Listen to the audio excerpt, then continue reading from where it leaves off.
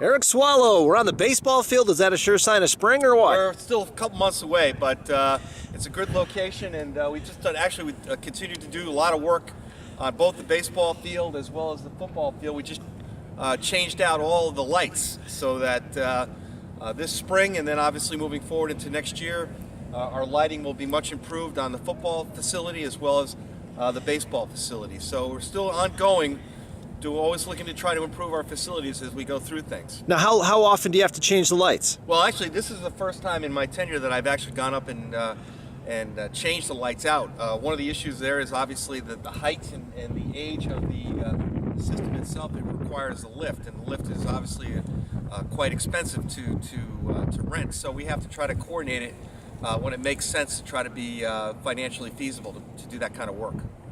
Very good. How's the winter season going? Season's going well. The girls basketball program has gotten off to a great start. They have already qualified for the state tournament. They're 8-2. They've been a little bit injury prone during the course of the year, but Coach Forgione's done a great job keeping that group together, and they're looking forward now, hopefully, to compete in the CCC tournament. And obviously, like I mentioned a moment ago, they've qualified for the CIAC tournament. Boys basketball got their first win the other night against Hall. So hopefully things are going in a good direction there. Coach Cesario has done a great job in terms of trying to rebuild that program, and I think we're going in a good direction. Our swim program is doing exceptionally well. Coach Tuttle, they're currently 3-0, and they've improved their stock in the CCC, and they've also had multiple CISC state qualifiers. Our indoor track and field program, they've gotten off to a great start. They're at Yale this weekend at the Yale Invitational.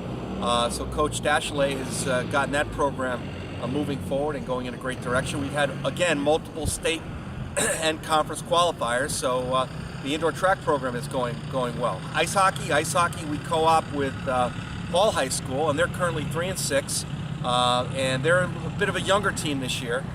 So they've got a game coming up this weekend against Newington Berlin, their co-op. So all in all, programs are moving forward. Our wrestling program, they're doing exceptionally well. They're currently 3-1 in the CCC Western Division. They are getting ready for a major tournament that's going to be held here. It's called Mass Confusion, and that meet itself, they bring in teams from Massachusetts as well as Connecticut, and that's one of the more premier events in the state for the sport of wrestling. So, like I said, we're moving about midway through now in the winter program, and teams are sort of falling into shape, and we're getting ready now for postseason play.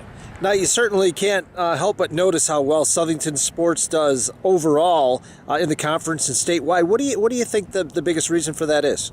Well, I think a lot of it has to do with the Southington community, the infrastructure of youth sports.